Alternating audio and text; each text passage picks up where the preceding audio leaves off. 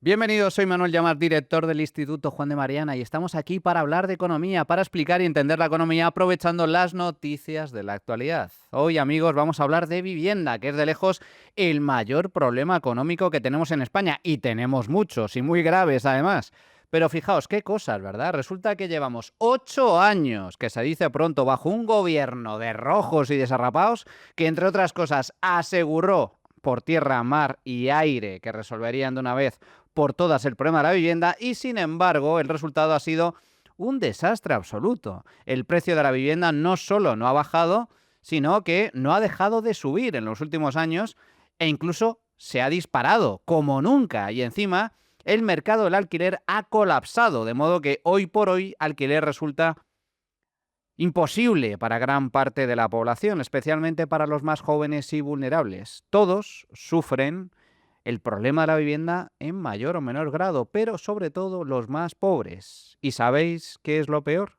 Pues que no aprenden. Los mismos que nos han metido en este desastre, en este follón, se niegan a corregir y persisten en el error. De modo que la situación, lejos de mejorar, es posible que incluso empeore.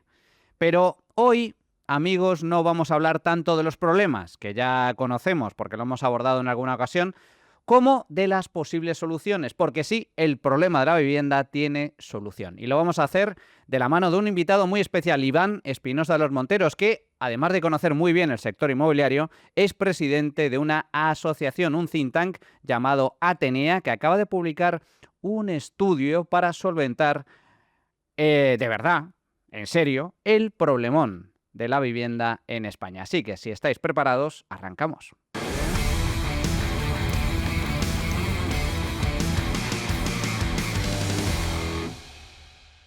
Antes de empezar el programa de hoy, os recuerdo que ya está disponible a la venta mi libro Socialismo, la ruina de España. Aquí explico cómo se crea la riqueza y cómo se destruye, por qué hay países ricos y por qué hay países pobres, cómo, siendo pobre, un país se puede convertir en rico. Y al revés, que es lo que pasa en España, que éramos un país rico y ahora, sin embargo, somos cada vez más pobres por culpa de las políticas erróneas que vienen de la mano del socialismo, en este caso de Pedro Sánchez y sus aliados, sus socios y aliados, y todo ello incidiendo, como digo, en el desastre que está causando el sanchismo, porque el socialismo mata, amigos, el socialismo arruina, destrucción, así que despierta, que no te engañen. En la descripción del vídeo encontraréis un enlace. Houston, tenemos un problema, más que un problemón, y se llama vivienda. Comprar o alquilar se está convirtiendo en misión imposible en España. Esto, en realidad, es algo muy sencillo de entender. Es la pura ley de la oferta y la demanda. Fijaos en este gráfico, aquí lo veis a la perfección. España dejó de construir casas tras el estallido de la burbuja inmobiliaria en el año 2008. A partir de ahí, el sector se hundió. Pasamos de construir cerca de 800.000 viviendas al año a poco más de 100.000. Durante un tiempo esto no fue un problema porque existía exceso de oferta, pero eso llegó a su fin. La población ha crecido mucho en los últimos años debido sobre todo a la llegada masiva de inmigrantes, pero la construcción de casas se mantiene en mínimos históricos. Esto significa que mientras la demanda crece con fuerza, en más de 200.000 hogares netos al año, la obra nueva ronda apenas los 100.000 inmuebles cada año. De modo que buena parte de la demanda queda sin cubrir, no queda satisfecha, y eso se traduce en precios cada vez más altos.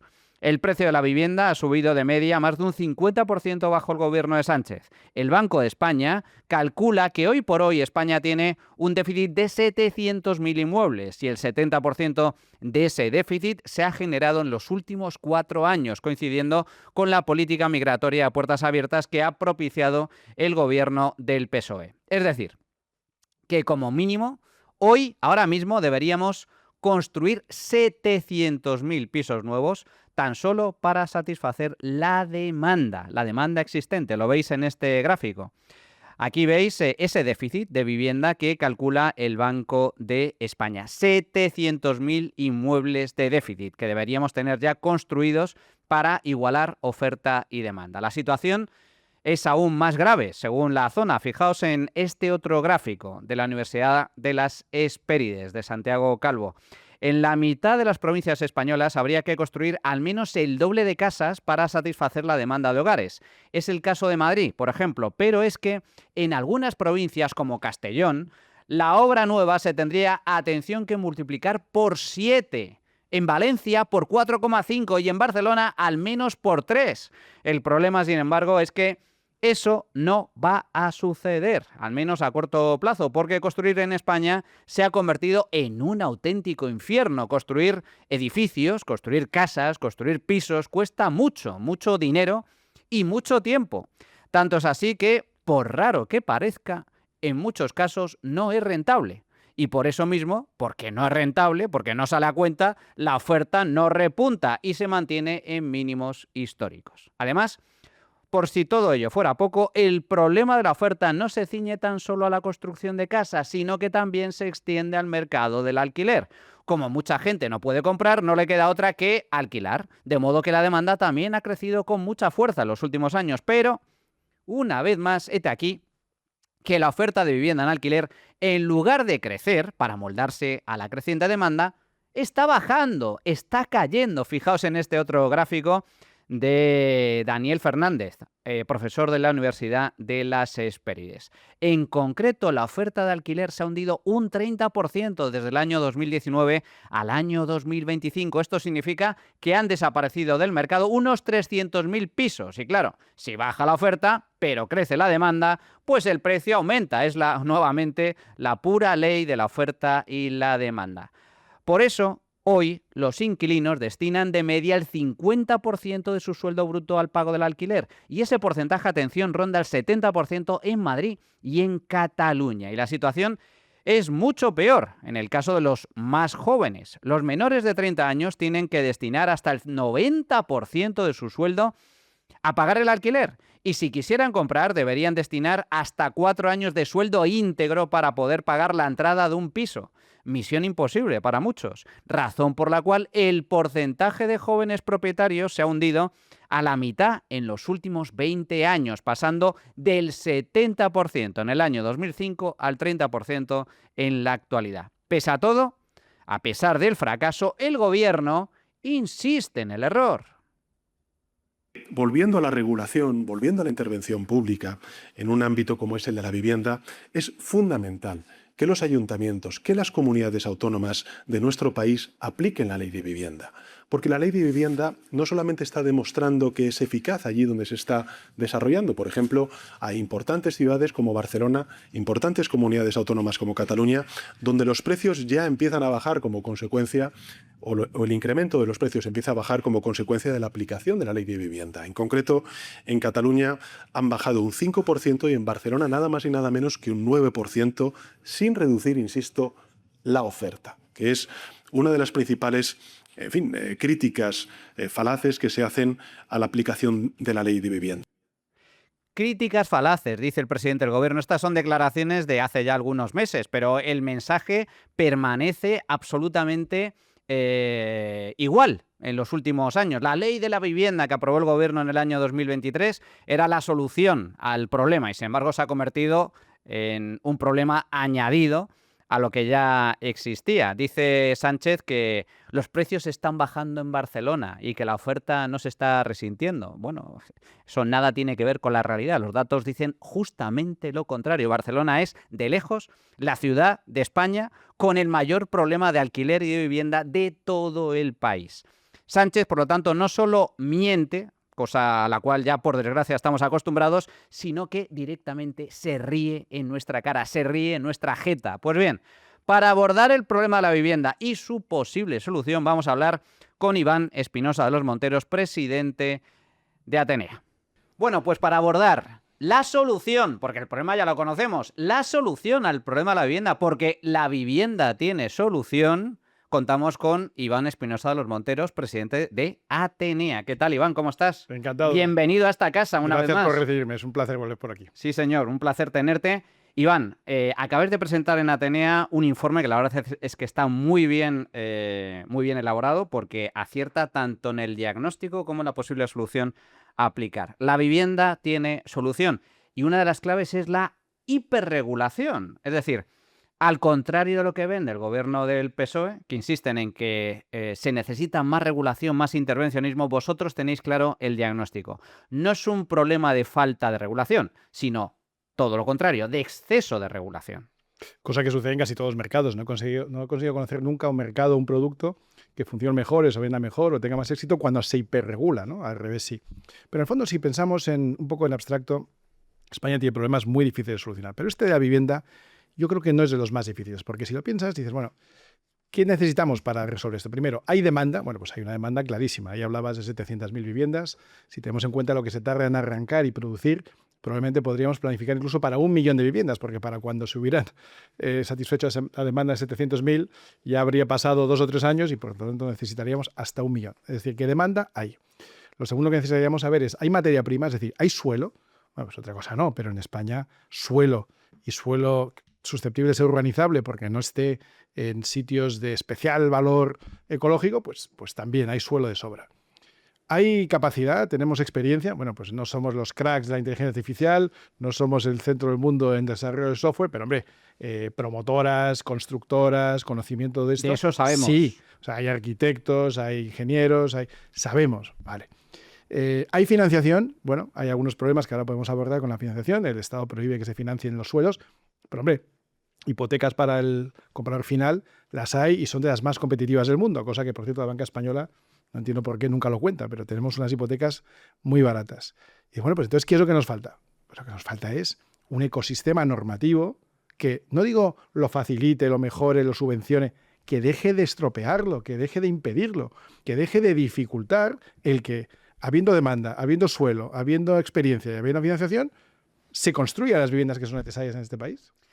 Fíjate, son muchos los problemas. Uno de ellos comentas, y además lo abordáis perfectamente en el informe, que es la falta de suelo. Llama poderosamente la atención, y yo creo que es que mucha gente no lo sabe ni lo entiende. Llama poderosamente la atención que falte suelo cuando te alejas de las grandes ciudades. Empecemos ya por Madrid. Sales de Madrid y lo único que ves son descampados. Es decir, pero ¿cómo es posible? Pero si algo sobra en España, es suelo. No vivimos en... Esto no es Hong Kong. Claro, somos el país menos densamente poblado de Europa. Pero ¿cómo se entiende, Iván? ¿Cómo es posible que falte suelo cuando en realidad tenemos descampados y descampados para aburrir? Pues se entiende por dos cosas, ¿no? Una es, como siempre, la intervención del Estado en sus distintas administraciones, y aquí claramente los ayuntamientos especialmente, pero no solo, los ayuntamientos han especulado con el suelo que tienen, que podían haber puesto a disposición del mercado desde hace años y no han querido hacerlo. Y segundo, pues el mundo del suelo y de la urbanización ha sido tradicionalmente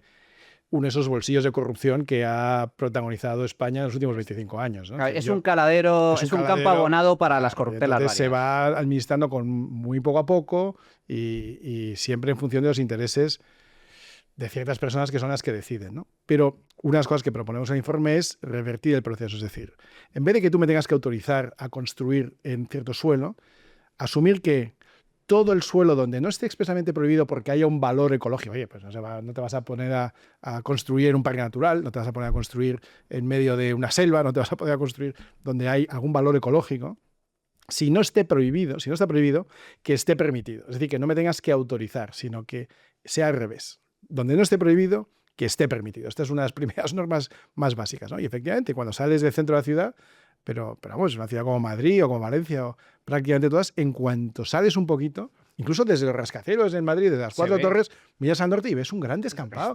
No estás viendo un bosque de enorme valor medioambiental. Matojos, lo que ves, ¿no? matojos. Estamos en una meseta, ¿no?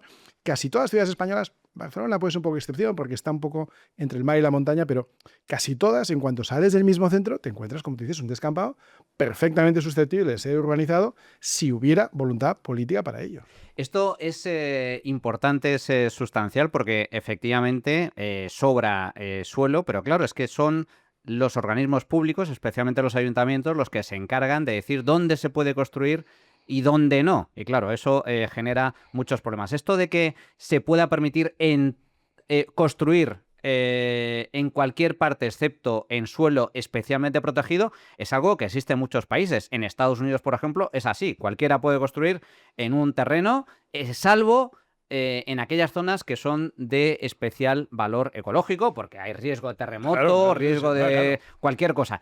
Pero claro, es justo al revés, es darle la vuelta a un calcetín, que por cierto, esto también se ha puesto en marcha en Madrid ya hace años, la liberalización del comercio. Antes requerías una licencia para poder abrir un comercio, que es algo absurdo, pero ¿por qué no necesito una licencia esperar un año a que pueda abrir una tienda? Se le dio la vuelta con la declaración responsable y se ha facilitado mucho el tema. Simplemente dices, sí, cumplo la normativa y ya puedes empezar a operar desde el minuto 1. Sería tan sencillo como, tal y como incluís en el informe, permitir que el suelo sea todo urbanizable, se pueda construir en todo el suelo disponible, a excepción del que sea especialmente protegido. Eso resolvería uno de los problemas fundamentales, uno de los grandes cuellos de botella que existe en el sector de la construcción. Pero comentabas también, Iván, el tema de la financiación. Esto cambió a raíz del pinchazo de la burbuja inmobiliaria. Y se pasaron de frenada. Dijeron, bueno, no, para evitar que vuelva a haber una burbuja, que es consecuencia, por cierto, también del intervencionismo público en materia de tipos de interés, de política monetaria, vamos a prohibir que las entidades financieras financien determinados activos. Y eso, lógicamente, también estrangula la oferta. Y encarece, hace que sea mucho más difícil, ¿no? Pero esto es una cosa muy española que tenemos que empezar a cambiar, que es pasar de un extremo al otro. Es decir, todo está permitido y no regulamos nada. No, ahora todo está prohibido, lo regulamos todo. Busquemos un punto intermedio. Naturalmente que tiene que haber una regulación, naturalmente que no vamos a poner un rascacielos en medio del campo, aunque no tendría sentido económico hacerlo y por lo tanto nunca pasaría. Pero con una regulación mínima, conocida, previsible y estable, y un sistema de declaración responsable donde efectivamente yo hago cosas a lo que usted me lo prohíba y me responsabilizo que cumple normativa, más, y ahora entramos en un mundo donde esto va a ser mucho más fácil, cierta tecnología a disposición del administrado. Y a veces pongo un ejemplo que escuché en noviembre en Miami que me encantó, que era el alcalde de Miami hablando con Jeff Bezos, el fundador de Amazon, ¿no? Y entonces el alcalde de Miami dice, bueno, esto es una ciudad muy, muy abierta a la inversión, al emprendimiento, a la atracción de inversores de todo tipo. ¿Qué podemos hacer para mejorar? Y Bezos le dice, mira, podíais sacar una aplicación del ayuntamiento donde cualquiera pudiera solicitar a través de la aplicación una licencia. Por ejemplo, alguien que vaya a hacer, dice el tío, un rascacielos. Rascacielos requiere una cantidad de documentación. O sea, si ya hacer una vivienda unifamiliar es un tocho así de documentación, todo digital, por supuesto, imagínate un rascacielos. Pero el tío dice, si alguien quisiera promover aquí un rascacielos, pues presenta toda su documentación a través de la aplicación, todo digital, los planos, la memoria de calidades, el cumplimiento de normativa de todo tipo, los impuestos, todo. Y la aplicación debería darte la respuesta, es decir, darte la licencia o denegártela con una serie de carencias que puedas compensar, pero si te la da o te responde en un plazo de no más de unos 10 segundos. Ya ni siquiera 10 10 segundos. 10 segundos. Claro, es que la IA en 10 segundos es capaz de evaluar un proyecto de urbanización o de un... Bueno, pon que necesitas unos días para que un técnico municipal lo revise, que me parece vital. Pero bueno, no serán 10 segundos. No, pues serán 10 días. Serán 10 semanas. Pero no puede ser 45 años, como el caso de Madrid Nuevo Norte, ¿no? Es cierto. Eso no puede ser. Entonces, tenemos que buscar y aplicar las soluciones tecnológicas que el Estado sabe aplicar cuando se trata de sacarte el dinero. Pensemos en lo avanzado tecnológicamente que es el Estado desde el punto de vista de Hacienda, Seguridad Social, Dirección General de Tráfico, incluso Policía. Es decir, para extraerte, para controlarte, para extraerte dinero, tenemos el Estado más eficiente del mundo. Bueno, pues apliquemos esa capacidad, ese conocimiento, esa tecnología que sabemos utilizar al servicio del ciudadano. Lo podemos utilizar para sanidad, para justicia, para educación, pero sobre todo, en este caso estamos hablando de vivienda.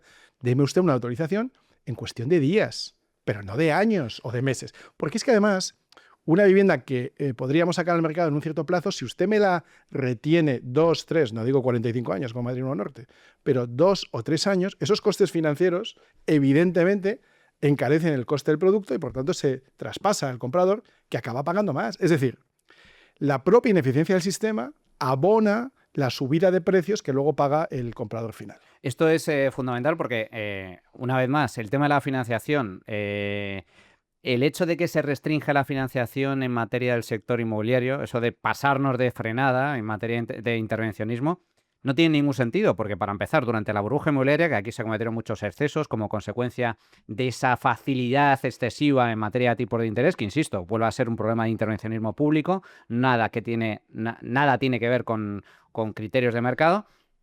En España quebró la mitad del sector financiero, pero quebraron las cajas de ahorros. ¿Qué mitad quebró?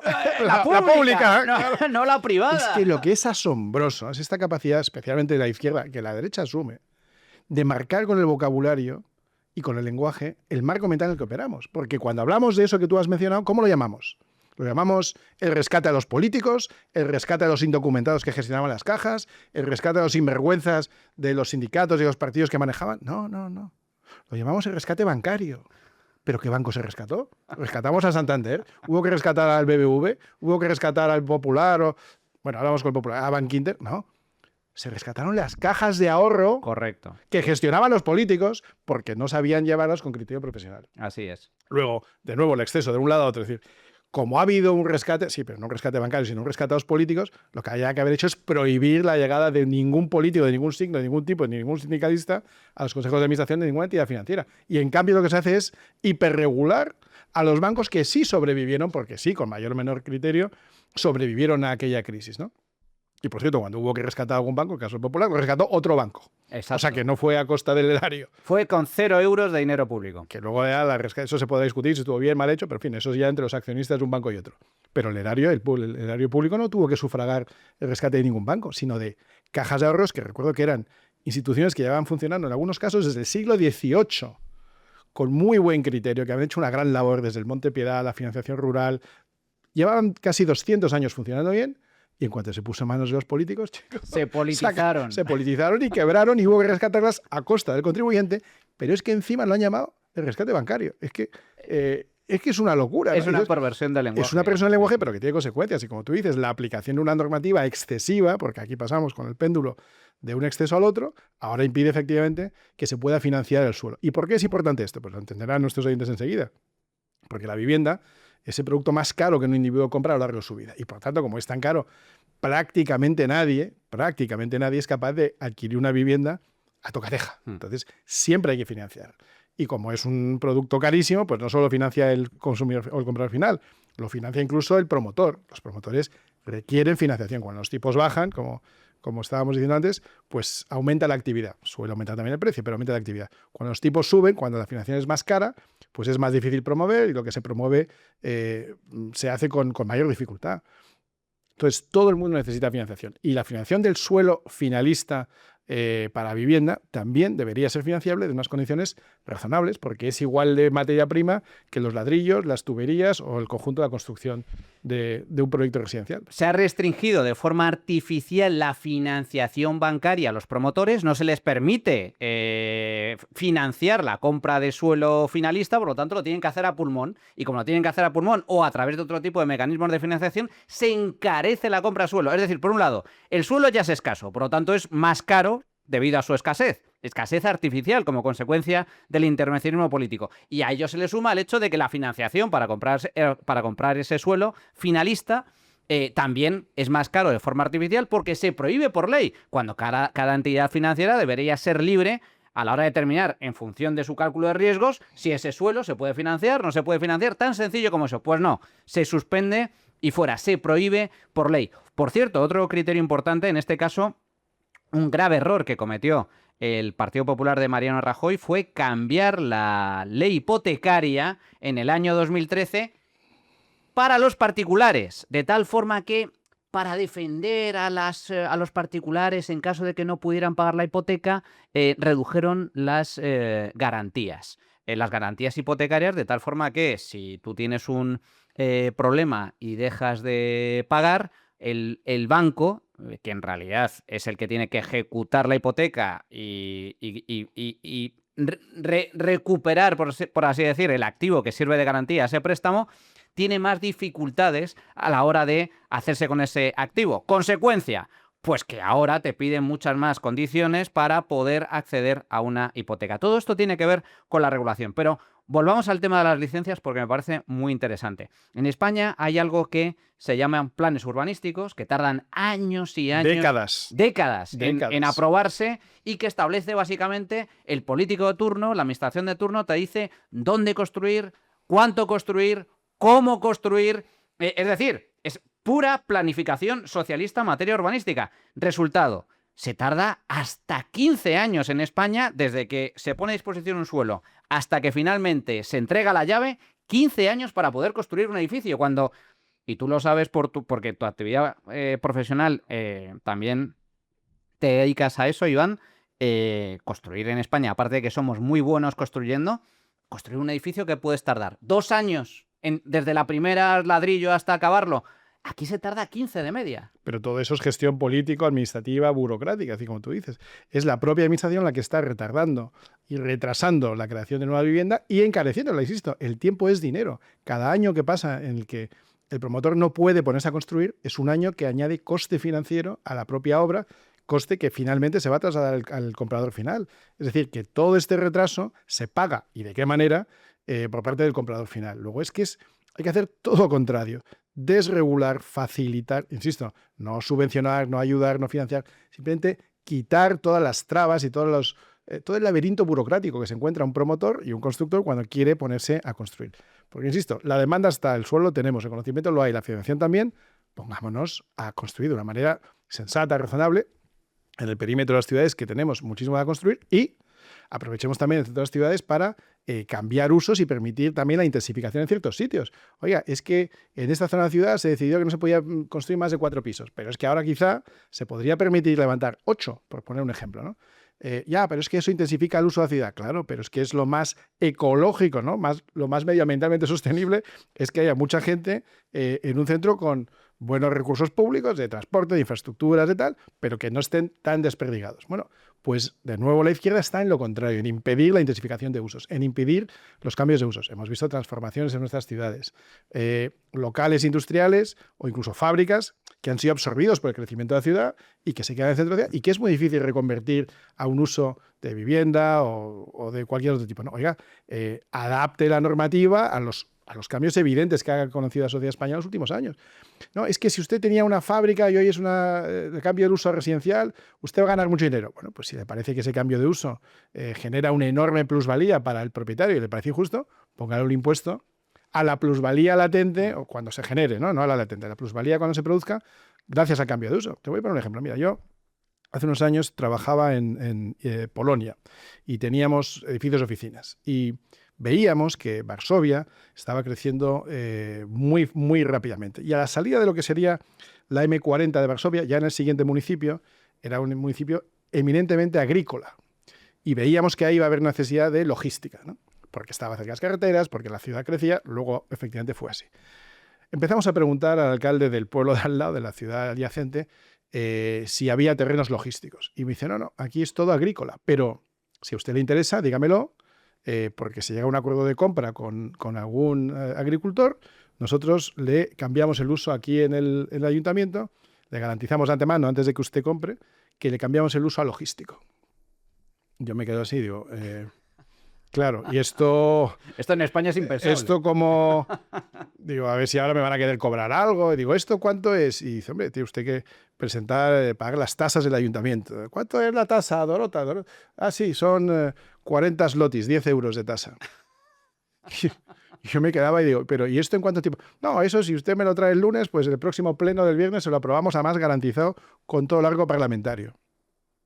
Y yo me quedaba así, digo, ¿cuál es el truco? Y dice, no hay truco. No hay truco. A nosotros nos interesa que vengan inversores y que modernicen esto, porque si usted pone aquí un centro logístico, detrás vendrá una gasolinera, detrás vendrá la carretera, y aquí pues crearemos impuestos, habrá actividad, habrá empleo. Eso sí, el día que usted venda, va a haber un impuesto plusvalía municipal potente, porque claro, el cambio de uso a usted le ha permitido generar un valor añadido en el edificio, que si usted lo vende, pues entonces sí, una parte de esa plusvalía es para el ayuntamiento, porque aparte de su crecimiento proviene del cambio de regulación. Oiga, pues muy bien, porque si yo soy inversor a largo plazo no voy a pagar nunca ese impuesto, voy a generar riqueza y el pueblo, en este caso la ciudad, se beneficia de ello. Y si algún día lo quiero vender, es verdad que he generado una gran plusvalía en parte por el cambio de normativa, pues es verdad que pagaré un impuesto, pero por esa parte. Oiga, pues es que es una lógica aplastante, pero claro, no estamos acostumbrados a cosas normales, ¿no? Aquel pueblo que estoy hablando de hace 20 años, hoy es efectivamente pues un gran centro logístico a las afueras de la ciudad. Pues fíjate, Polonia, además, Polonia que ha crecido de forma espectacular en los últimos años, tanto es así que Polonia ya no supera en renta per cápita media a España. Yo recuerdo cuando cae el muro de Berlín, los países del este abrazan el capitalismo, se suman al mercado global, a la Unión Europea, muchos de ellos. Y el resultado ha sido espectacular. Cuando cae el muro de Berlín era de los países más pobres de Europa y en la actualidad muchos de ellos ya superan en renta per cápita a España. El caso de Polonia es especialmente llamativo porque yo recuerdo hace muchos años que venían polacos a España a trabajar y ahora vienen de turismo. Vienen de turismo, sí, todo el Mediterráneo, en Alicante está lleno de polacos. Los que vamos a trabajar al extranjero. ¿Cómo cambia la película? En 20 años, ¿eh? En 20 años, En muy 20 rápidos. años. Fíjate, la importancia de la regulación. Hablas de facilitar los cambios de uso y pones como ejemplo Polonia. Hablas también de incrementar la densidad. Porque claro, no tiene sentido por qué narices ya no digo fuera en otras partes de España, incluso en Madrid está limitado por ley la altura de los edificios. Y claro, ves el skyline de Madrid, que es una gran capital europea, una gran capital del mundo, y la comparas con otras grandes capitales del mundo, y el skyline que tenemos aquí, es decir, los rascacielos son de una tristeza, pero parece un pueblo manchego. ¿Pero por qué? Porque se ha prohibido. Se ha prohibido. Porque se ha impedido, porque se ha regulado. Y yo sí creo que el Estado tiene que tener una función de regulación urbanística, como es natural, y una planificación, pero tiene que ser mucho más flexible y tiene que tener sobre todo visión a largo plazo, ¿no? Aquí, en los años 80, no solo en el ayuntamiento, también en la comunidad, yo recuerdo un consejero, la gente ya no se acuerda, de un consejero que hubo aquí, que creo que se llamaba Manglano, que estaba en aquella consejería que estaba en Raimundo Fernández Villaverde, que decidió en los años 80 que Madrid había alcanzado su cénit de crecimiento, que no iba a crecer más y que además él iba a dificultar el crecimiento. O sea, que Madrid ya era suficientemente grande. Estamos hablando de los años 84, 85. Madre mía. Tú fíjate. Entonces, toda la regulación era contraria a la expansión, al crecimiento, a la intensificación de usos. Totalmente contraria. Y todavía hoy te encuentras en algunos ayuntamientos, incluso en el de Madrid, algunas personas que tú vienes aquí con un proyecto y tal y dice, bueno, pero es que con esto usted va a ganar dinero, ¿no? Bueno, claro. Es que toda actividad económica en el mundo está definida y decidida y diseñada para que el que lo promueve, el que arriesga y tal, gane algo de dinero. Pero te miran como si como si eso fuera algo malo, ¿no? Como si eso tuviera algún... Otro, me acuerdo una vez, unos planos y tal, y digo, oye, pues es que este salón es muy grande, ¿no? Bueno, pues el salón será muy grande, pero no, es que es demasiado grande. ¿Pero demasiado grande para qué? Demasiado grande para incumplir la normativa de seguridad de salud o de incendios, porque entonces, pero demasiado grande, o sea... Este tema cualitativo de no es que a mí no me gusta que a usted le vaya bien, es que eso no puede ser. Tenemos que empezar a pensar en términos de, oiga, ¿y usted cuánto va a pagar aquí de impuestos y cuánto va a generar riqueza y cuántos puestos de trabajo se van a crear? ¿Y cuánto va a ayudar usted a que crezca la ciudad por este lado, se creen más viviendas o haya más gente que tenga acceso? Podemos hablar de vivienda social, podemos hablar de vivienda protegida, pero pongamos las facilidades o quitemos las dificultades y las barreras al crecimiento económico y en este caso de las viviendas que es tan necesario. Fíjate, otra cosa que mucha gente no sabe es que en España hay algo que se llama Código Técnico de Edificación. El Código Técnico de Edificación, para aquellos que no lo sepáis, es como una especie de guía por la cual una vez más los políticos, la administración pública, decide cómo hay que construir. ¿Con qué materiales? Pues, pero todo, hasta cómo tiene que ser prácticamente el color de las baldosas de la entrada. Oiga, pero vamos a ver. Bueno, pues hasta ese punto llega la regulación en España. No solo hay un problema de hiperregulación en el suelo, en la planificación urbanística, que es el diseño de la ciudad, en las alturas, sino que incluso también en cuanto a la calidad de los materiales. Y esto encarece en última instancia la construcción. Tanto es así, Iván, que el Código Técnico de Edificación y las normas que se pretenden aprobar van a encarecer todavía mucho más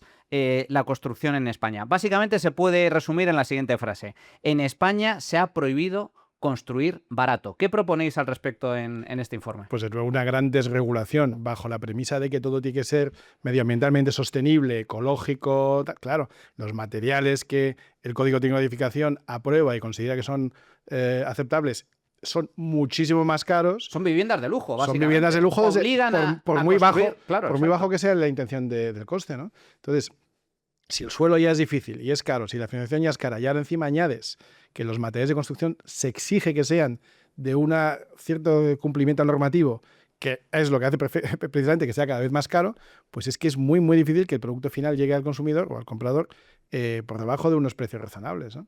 Y se produce además una cosa muy curiosa, lo contaba en el libro que publiqué el año pasado, y es que en muchos sitios de España, si quitas las grandes ciudades, el coste de reposición ya es mayor que el coste del precio de venta de una casa. Es decir, hay pueblos de Castilla y León, por ejemplo, donde tú te puedes comprar una casa a un cierto precio, construida ya, que si tú tuvieras que construirla otra vez con los materiales y el Código Técnico de Edificación de hoy, sería más caro. O sea, a ese punto hemos llegado. que el coste de reposición es superior al coste de adquisición de la vivienda ya hecha. Claro, es que esto no tiene ningún sentido. Es una locura, pero es cierto. Luego, curiosamente, esto es lo que explica que, a pesar de que los precios están disparados, el margen de beneficios del sector inmobiliario, del sector de los promotores y los constructores, está mínimo. Es decir, en muchos casos no sale a cuenta construir, porque te obligan a encarecer tanto el coste de forma artificial que el margen de beneficio para que luego puedas vender esa vivienda en el mercado es muy reducido. Es decir, a diferencia de lo que vende la izquierda, dicen, bueno, es que los constructores se están hinchando a ganar dinero, porque lo único que ves, lo único que percibe la gente es que el precio es muy alto.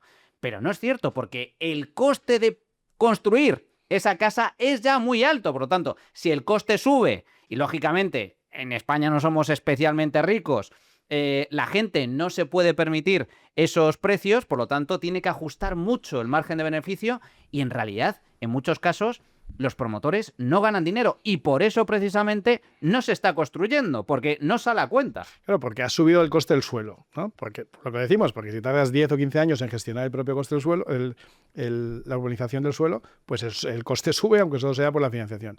O sea, que sube el coste del suelo, sube el coste de los materiales. Me estás obligando a hacer casas con materiales que, como tú dices, que cumplen el Código de Edificación, que es súper exigente, porque los criterios medioambientalmente sostenibles exigen y la Agenda 2030, no sé qué. O sea, cada vez más caro. Luego me pones todo tipo de impuestos a la vivienda. Los expertos que presentaron el documento de Atenea calculaban que del precio total de adquisición de una vivienda, hasta un 30% son impuestos. 30%. Un 30% todo incluido, desde los impuestos, el IVA que se paga en la compra de todos los materiales, los impuestos que se pagan al comprar el suelo, los impuestos que se cobran al vender el piso. Es que el 30% del coste es pura inflación administrativa, fiscal, ¿no? Entonces, claro, todos son dificultades cuando todo debería ser facilidades justamente para resolver un problema que afecta a toda España y a gente de todo tipo, desde la gente más modesta hasta la gente de clase media que cada vez tiene más dificultad para comprar una casa y no digamos ya la siguiente generación, ¿no? Es decir, nuestros hijos lo tienen prácticamente imposible si pretenden vivir en una de las 5 o 10 ciudades principales españolas. Para terminar el capítulo de construcción de vivienda nueva, desde los partidos políticos, tanto gobierno como oposición, también ponen mucho el acento en la necesidad de promover la vivienda social, la vivienda pública. Bueno, de hecho están mínimos históricos. Curiosamente, en los años 80 se construía muchísima más vivienda pública que en la actualidad. ¿Cuál crees que debería...? Primero, esta es la solución. Y en segundo lugar, en caso de promover la vivienda pública, ¿cuál debería ser el mecanismo adecuado? Bueno, siempre habrá un componente de vivienda pública porque siempre hay una parte de la población que lo necesita y me parece razonable, ¿no? Pero lo que tenemos que pensar es en otros términos. No es en términos de a ver cuánta vivienda se puede semi-regalar a la gente, sino cómo hacemos para que ese país prospere, se enriquezca, tenga recursos propios suficientes para que los españoles puedan comprar casi siempre en el sector privado, solo cuando hay una extrema necesidad o cuando haya una auténtica necesidad, tengan que acudir a vivienda subvencionada por el resto de los españoles, es decir, por el Estado. Pero ese no debería ser el centro de atención. El centro de atención debería ser, oye, el 80-85% del mercado, que debería ser un mercado libre, donde sea tan fácil construir, sea tan sencillo promover, que haya tanta oferta que los precios vuelvan a ser razonables para la clase media, para los trabajadores, para gente que tiene un sueldo normal o dos y trabajan ambos en casa, para que un joven se pueda emancipar. Ese debería ser el propósito fundamental. Que luego haya un componente de vivienda protegida, de vivienda social, me parece lógico, porque España es un país generoso y tiene que ser solidario con la gente que no llega. Pero con la gente que no llega, no se puede empobrecer al país entero para luego decirle, bueno, yo te empobrezco, pero no te preocupes que ahora te doy, ¿no? O sea, yo te rompo las piernas y ya te doy unas muletas. Hombre, no me rompa usted las piernas, déjeme correr y no me harán falta las muletas. O sea, exacto. Busquemos la manera de que los españoles tengan suficiente capacidad para adquirir la vivienda que ellos deseen en los entornos urbanos y rurales donde deseen vivir, sin necesidad de que intervenga el Estado. Al revés, hagamos que el Estado intervenga menos y, eso sí, para la gente que no puede, que no llega, que lo necesita, pues promovamos, como es lógico, vivienda social. Hablamos del problema de la vivienda, falta vivienda, y hemos abordado cuáles son las claves, los problemas fundamentales y las posibles soluciones para resolver la falta de oferta en materia de vivienda a la hora de comprar. Pero es que tenemos otro problemón, Iván, con las viviendas que ya están construidas y que se pueden alquilar, pero no se ponen en alquiler. De hecho, comentábamos justo en la introducción del programa cómo se ha desplomado la oferta de vivienda en alquiler un 30%. Y en algunas ciudades como Barcelona, más de un 50% desde que han intervenido precios, desde que han puesto cantidad de trabas, etcétera. Tenemos un problemón con el mercado del alquiler. Prácticamente de media, un español tiene que dedicar más del 50% de su sueldo bruto al pago del alquiler, pero es que en algunas ciudades hasta el 70%. Y los más jóvenes, que tienen sueldos más bajos, empleos más precarios, hasta el 90%. Se está dando una situación que es absolutamente impensable en décadas. Vamos, yo no recuerdo precedentes similares. Estamos viendo como gente con trabajo, jóvenes de 30, 35, 40 años, están compartiendo piso como si fuesen universitarios, que alquilan una habitación y la comparten con 4 desconocidos. Tenemos un problemón en el mercado del alquiler. Pero eso es muy, muy frecuente, ¿no? Pero una vez más, esto es lo que pasa cuando la ideología toma el lugar de la tecnocracia, por así decirlo. Vamos a ver, ¿hay algún ejemplo en algún sitio del mundo donde alguna vez en la historia haya funcionado el sistema de control de precios de alquiler? ¿Ha funcionado en Berlín? No. ¿Ha funcionado en Nueva York? No. ¿Ha funcionado en alguna ciudad que conozcamos? Nunca. Porque siempre pasa lo mismo. Cuando tú impides que la gente pueda alquilar libremente, cuando tú dificultas, cuando tú pones topes al alquiler, cuando tú sobreproteges al inquilino frente al propietario, en vez de buscar una legislación equilibrada que proteja los intereses de ambos de una manera sensata, la gente no pone su vivienda en alquiler. Vamos a ver, cualquiera que nos esté escuchando, si tiene un piso por lo que sea que no está habitando, ¿qué incentivo tiene para poner alquiler sabiendo que en cuanto lo ponga en alquiler, llega un inquilino, le paga el primer mes o el segundo mes para firmar y luego deja de pagar? Y tienes que tirarte año y pico, pagando tú el agua, la luz, el gas, los gastos de comunidad, la hipoteca, el nada, el inquilino nada, y después de 18 o 24 o 36 meses, a lo mejor sale, te deja la casa como desee. A veces destrozada. A veces no. Y no tienes nada que hacer contra él. Y te has tirado 3 años o 2 años pagando los gastos, hundiéndote en la miseria cuando habías hecho un esfuerzo enorme por adquirir un piso, ¿no? Entonces, ¿cuál es tu solución? Pues yo no pongo ese piso en alquiler, o si yo pongo en alquiler, lo utilizo a través de plataformas con alquileres temporales, porque ya sabes que es gente que se queda 2 o 3 días, ha pagado por adelantado y no tiene un contrato de alquiler a largo plazo. Pues claro, es que la gente sigue los incentivos que la fiscalidad y la legislación le pone en su lugar. Si tú encuentras un sistema equilibrado donde el inquilino y el propietario ambos tienen derechos y de una manera sensata se protegen los de los dos, oiga, ni especuladores abusivos, que no conozco muchos, pero en fin, propietarios, fondos buitres abusivos que se ocupan de explotar y de extorsionar a los inquilinos, ni eso, ni inquilinos que se aprovechan de una legislación en un país donde hay mucho rinconete y cortadillo, donde hay muchas personas que se aprovechan de una legislación que les coloca en una posición inmoralmente superior a la del propietario. Porque cuando pasa eso, tú puedes engañar a un propietario una vez. La segunda pero ya la no. segunda ya no. De hecho, son muchos los propietarios que, debido a este tipo de problemas, han sufrido la inquiocupación o la ocupación de un piso y lo tienen claro. En cuanto recuperan la vivienda, la ponen a la venta y dicen, yo ya no quiero más problemas, porque es un sufrimiento ya no solo a nivel económico, es un sufrimiento mental. Es una injusticia tremenda. Es una injusticia. O sea, tú, persona honrada, responsable, pagas tus impuestos, has trabajado, has ahorrado, has invertido para comprar tu casa, para jubilarte y tener un alquiler con el cual complementar tu pensión pública. Y resulta que te viene un sinvergüenza, te deja de pagar.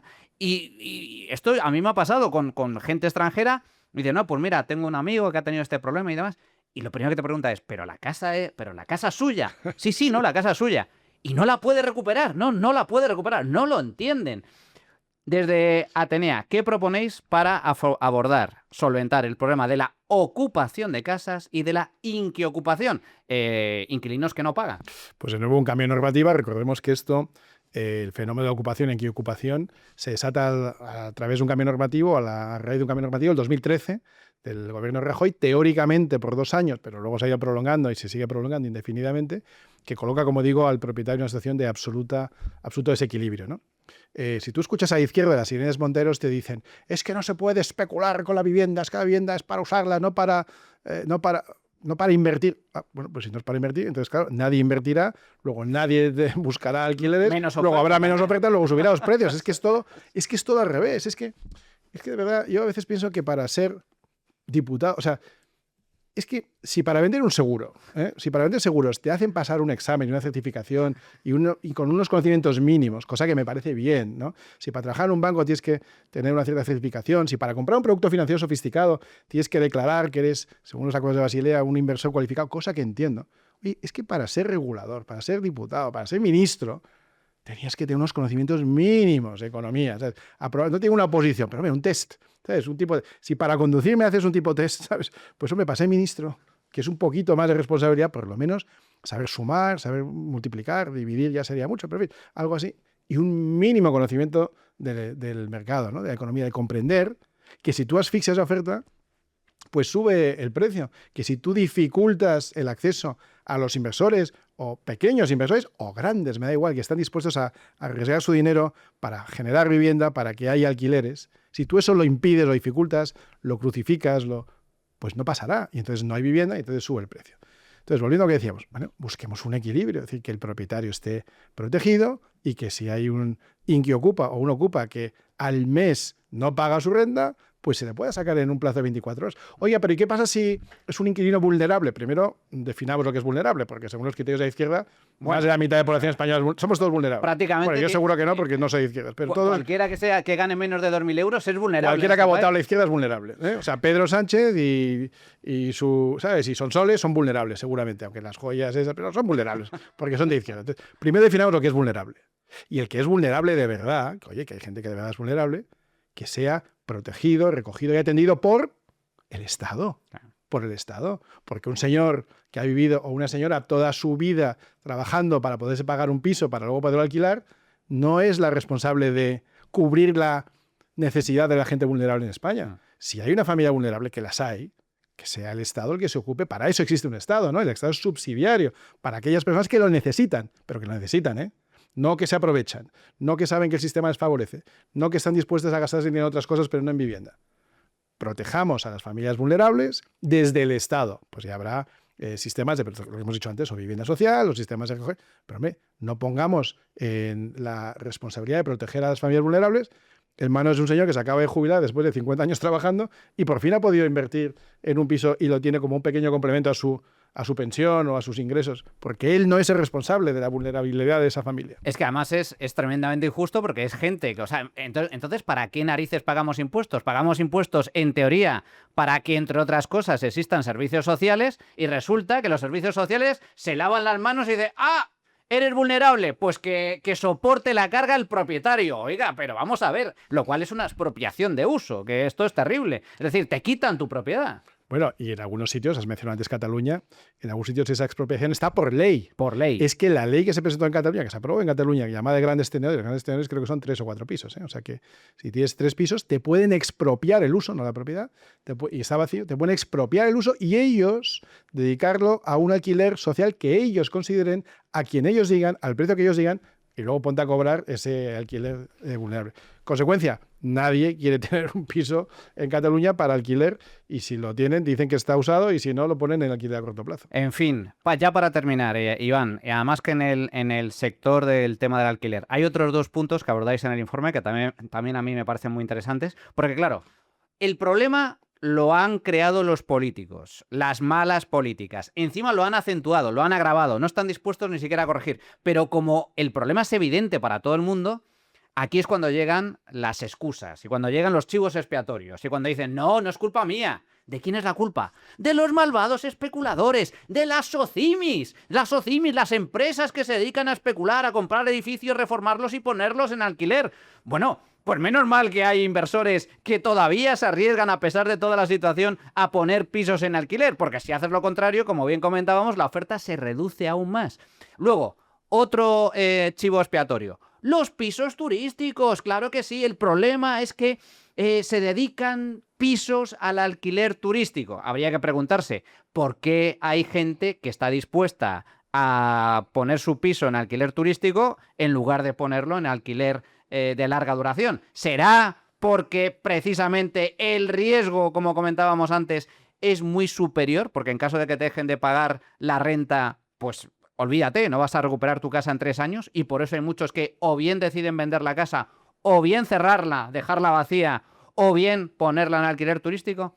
Bueno, La cuestión, chivos expiatorios. El problema es de otros, socimis y alquileres turísticos. ¿Qué planteáis en el informe respecto a Bueno, esto? pues lo que planteamos es recuperar la figura de ASOCIMI, que es una figura homologada en todos los países del mundo. En otros países se llaman los REITs, los Real Estate Investment Trusts, que son efectivamente sociedades dedicadas a promocionar vivienda para alquiler, cosa que es perfectamente legítima, moral, y no solo moral, sino necesaria, porque si queremos que haya miles de viviendas en el mercado para alquiler, pues tendremos que tener o bien muchos pequeños inversores, o bien algunos inversores medianos que se dedican a eso.